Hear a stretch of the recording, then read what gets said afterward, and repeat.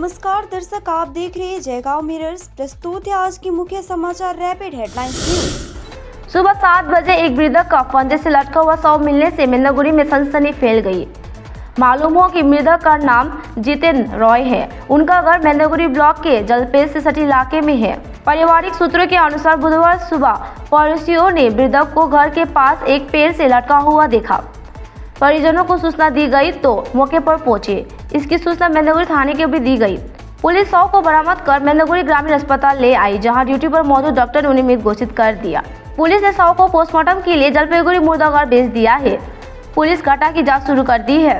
हालांकि परिजनों को ये नहीं पता है कि ये घटना कैसी हुई है। मृतक के सबसे बड़े बेटे नानी रॉय ने कहा कि घर पर कोई परेशानी या अशांति नहीं थी। हमें नहीं पता ऐसी घटना क्यों घटी है। भक्तिनगर थाने के सामने स्थित 2 दुकान कल रात जलकर खाक हो गए। सूचना मिलने पर आग बुझाने के लिए दमकल विभाग की 2 गाड़ी मौके पर पहुंची और आग पर काबू पाया गया। स्थानीय लोगों से मिली जानकारी के अनुसार कल रात सबसे पहले एक सब्जी दुकान में आग लगी और दूसरी दुकानों में फैल गई। आग देखकर पास के पुलिस स्टेशन के कर्मचारी मौके पर पहुंचे। दमकल विभाग को सूचना दी गई, जिसके बाद सालूगारा से एक इंजन और सिलगुड़ी से एक अन्य इंजन के साथ मौके पर पहुंचे और कई घंटों की मशक्कत के बाद आग पर काबू पाया गया। खबर मिलते ही MIC कमल अग्रवाल भी मौके पर पहुंचे। आग पर काबू पाने के बाद फायर ब्रिगेड के एक कर्मचारी ने बताया कि शुरुआती अनुमान आग शॉर्ट सर्किट से लगी होगी।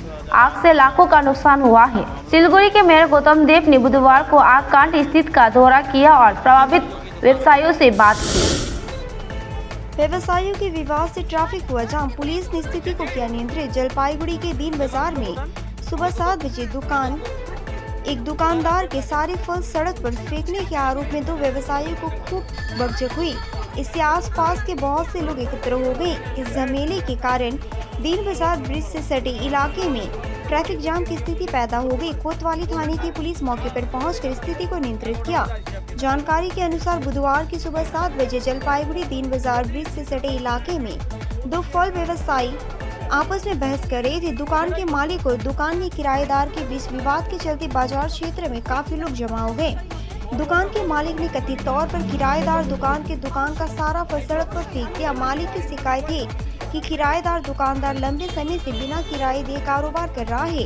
इस घटना के कारण काफी ट्रैफिक जाम हो गया। सूचना पाकर जलपाईगुड़ी कोतवाली थाने की पुलिस मौके पर पहुंची और स्थिति को नियंत्रित किया गया।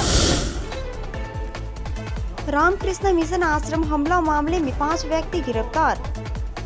सिलीगुड़ी संलग्न सालूगढ़ा स्थित रामकृष्ण मिशन आश्रम पर हुए हमले के मामले में पुलिस ने 5 लोगों को गिरफ्तार किया। आज एक पत्रकार सम्मेलन में सिलीगुड़ी के वरिष्ठ पुलिस अधिकारी ने यह जानकारी दी।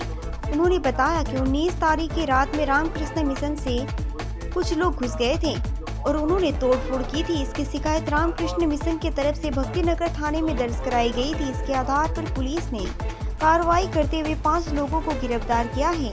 गिरफ्तार लोगों के नाम शंभू दास, देवाशीष सरकार, शंभू महतो और श्यामलाल वैद है। ये सभी भक्तिनगर थाने के रहने वाले हैं, जबकि राजू बसाक नामक व्यक्ति माटीगढ़ा थाने का रहने वाला है। उन्होंने बताया कि रामकृष्ण मिशन के द्वारा दर्ज कराई गई प्राथमिकी के अनुसार 19 तारीख की रात करीब 3 बजे प्रदीप राय नामक एक व्यक्ति 10-12 लोगों को लेकर घुस गया था और रामकृष्ण मिशन आश्रम में रहने वाले लोगों के साथ मारपीट करने के साथ उनके मोबाइल भी छीन लिया गया था।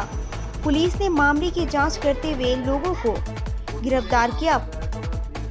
उन्होंने कहा कि मूल आरोपी प्रदीप राय ने भी एक प्राथमिकी दर्ज कराई है, जिसमें से उसने जमीन पर अपना मालिकाना हक होने का दावा किया है। DCP ने बताया कि यह जमीन सुकरा राय नामक व्यक्ति के नाम पर था। उन्होंने जमीन को हरघाल सिंह नामक व्यक्ति को बिक्री कर दी थी और हरदयाल सिंह ने SK राय नामक एक व्यक्ति को जमीन बिक्री की थी, जिन्होंने रामकृष्ण मिशन की इस जमीन के दान में दे दिया था। क्योंकि म्यूटेशन नहीं हुआ है, इसीलिए जमीन अभी भी शुक्रा राय के नाम पर ही है, लेकिन इसका मालिकाना हक रामकृष्ण मिशन के पास है। उन्होंने कहा कि पुलिस पूरे मामले की जांच कर रही है और इस मामले में और लोगों को गिरफ्तार किया जा सकता है। बकाया राशि की मांग में धरने पर बैठा किसान। मालदा के गाजोल में मक्के की बकाया राशि को लेकर एक होटल के सामने एक किसान धरने पर बैठे थे। मालूम हो कि मालदा जिले के हरीश चंद्रपुर थाने के उत्तरी कुमुदपुर इलाके के रहने वाले मोनिरुल हक एक व्यवसायी है। गाजोल मां लक्ष्मी होटल के मालिक गोपाल दास के बेटे अभिजीत दास उनके साथ मकई का व्यापार करते थे। उसने बताया होटल के मालिक के बेटे के पास उनका काफी बकाया है जो उन्हें मिल रहा है। बकाया राशि की मांग में वे होटल के सामने धरने पर बैठे हैं। उनका कहना है कि जब तक उनका बकाया नहीं मिल जाता तब तक वे धरने पर रहेंगे। पल पल की खबरों के लिए देखते रहिए जयगांव मिरर्स, सच्चाई का आईना।